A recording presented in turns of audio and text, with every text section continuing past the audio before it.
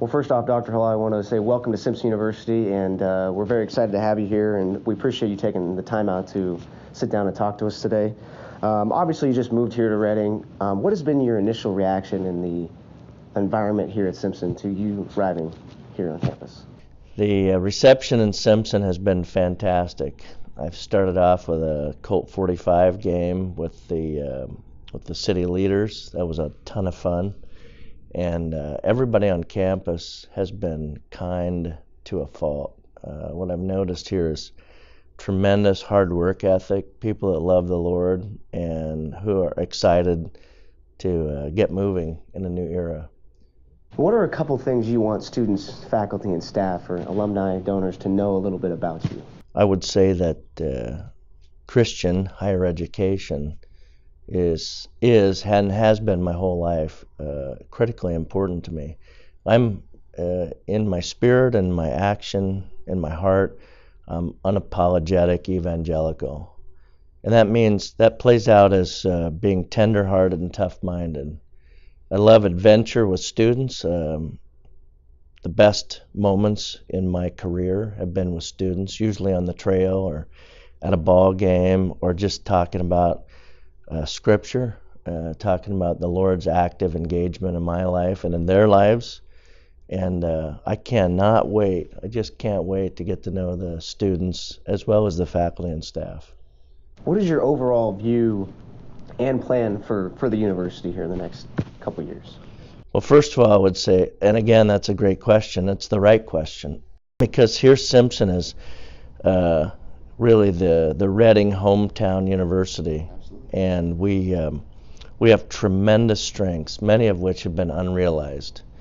I think some of the primary, the startup assets I would like to highlight is here we are nestled in the center of the most adventurous part of the United States, maybe the world, living in the shadow of Shasta and Lassen with trails, more than you can count, waterfalls. And then we have this amazing experientially based education opportunity in the form of Simpson University with Christ at the center of that. So we start off with this tremendous asset, a beautiful campus, a beautiful environment, 300 days of the year with sunshine. And then let's just talk about athletics. We have tremendous athletics, but it pales in comparison to the potential that we have in athletics. California is chock full of tremendous athletic potential. So when you combine athletics with tremendous faculty, just tremendous faculty, experiential learning, the cradle of adventure in the known civilization here on the West Coast, quite frankly, what could be better? So in the future, I think that students should look for reinvigorated majors that line up with what's happening, what the needs are in industry, exciting degree programs. I think that they should expect to see more experiential learning, and I think they should see a number of new net revenue generators, including new majors and new sports emphasis. What is it about working in higher education that you feel called towards? Well, it's Christian higher education that I'm drawn to. And, here we are as Christians in the world seeing what has happened in Europe, okay? So if you travel in Europe, you see these great cathedrals that were built and commissioned by people who had deep and abiding faith in Jesus Christ. They had daily relationship with the living God. And in a sense, a gray pall has fallen over faith and faith tradition and deep relationship with a living God in Europe. And you can begin to see some of those shades happening in the United States. I hate to say it. So here we live in this world that is in desperate need of Jesus Christ. The hope of the new world, the hope of a redeemed world, the hope of a revived world is young Christian scholars. What could be more exciting? I mean, it's the cutting edge of what's most important in all of creation working with young minds who are engaging relationship with the Creator God that wants a relationship with us every day. So I ask you, what could be more exciting? I'm drawn. I'm sold. I'm sold out. What is your relationship with Christ in prayer? How does that help you in your everyday life and help you? Gosh, listen, you've got a lot of good questions, Connor. It's a daily deal. In fact, when I was about 16 and I began to be real serious about my faith, I could sense in 1977 I made a decision for Christ, and I felt like the Lord was calling me to serve Him the rest of my life. It was absolutely a call to ministry. I also felt that the Lord wasn't necessarily calling me just to the pulpit. So my whole career is checkered with different experiences that have caused me to grow closer in my relationship with Jesus. For example, I'm a fully ordained minister. I enjoy sharing the gospel whenever there's an opportunity in small settings or large, whatever the day calls for.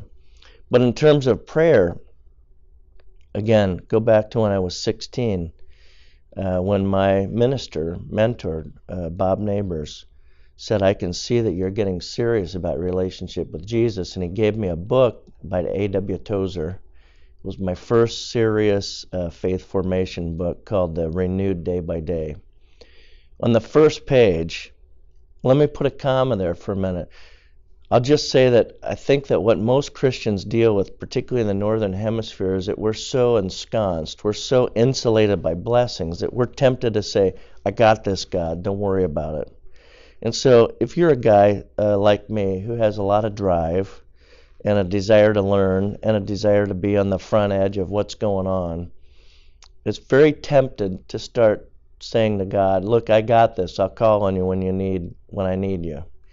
But in Tozer's book, and I'm going to paraphrase, it says, go ahead, little man, strut and boast, encouraged by the sound of your own voice, proclaim yourself God. But remember, the living God above neither told you the time of your first breath nor your last. And so it's in that day-by-day context, literally moment by moment, that I find myself praying, say, Lord, I need humility, I need your guidance, I need confidence that can come only from the Father, and I need a sense of abiding faith and wisdom and tenderness so that I can be effective in the context of dealing with other people and helping them grow in their faith. Prayer is an absolute centerpiece to my daily life. One of your experiences in your profession in the past is going to help you succeed here at Simpson. I know you were you've mentioned a comfortable house, comfortable home, and you obviously left all that here to come to Simpson. Well, I had tremendous blessings of great mentors. My father, for example, deeply spiritual man, whom I would say would be a lot like Brennan Manning. He would say something like this, or he would live, witness Christ in all things and speak when you have to. And so many of the mentors that I've enjoyed, Dr. Tom Morgan, Dr. Rich Stevens, Dr. Ish Smith, Dr. John Wallace, who's president at a big school down south, all of those folks have invested in me. In fact, I would say to our listening audience, one of the most important things you can do is be mentored and to be a mentor.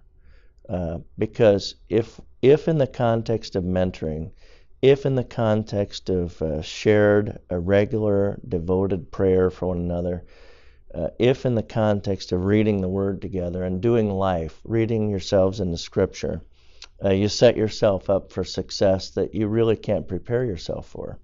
So the opportunity to be mentored is a big start.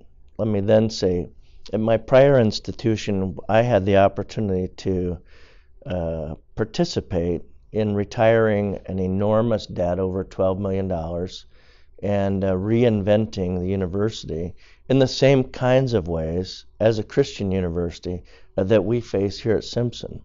those experiences of working intimately on the details of assisting a university to find its stride is pretty exciting to go into it a second time here at Simpson, where there's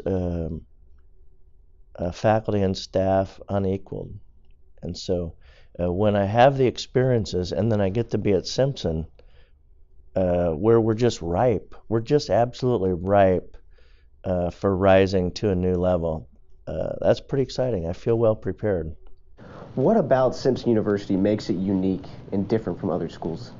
Well, first of all, as I mentioned before, the Adventurous Center.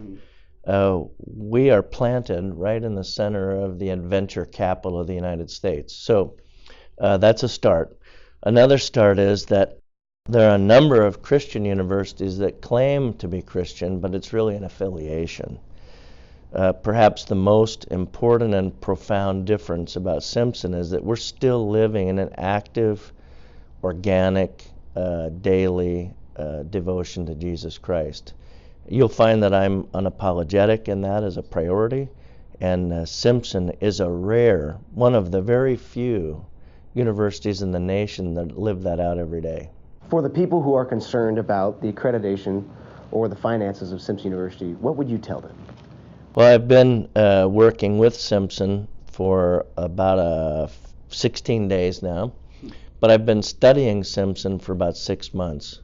I'll just say, without reservation, no need to worry. Simpson is rising. This is an exciting time. I've been studying the finances. I've been working with the bankers. I've been working with our accreditation liaison. There's a lot of hopeful expectation of what Simpson can do in the future. And quite frankly, like many folks who work here, I've bet my life and career on Simpson. I have 100% confidence that Simpson is on the move. Well, Dr. Hall, I really appreciate you sitting down and talking to us, and makes us kind of get to know you a little bit more as Sure. you're new, and so I appreciate it. Thank you very much. Thank you very much, Connor. It's been a pleasure.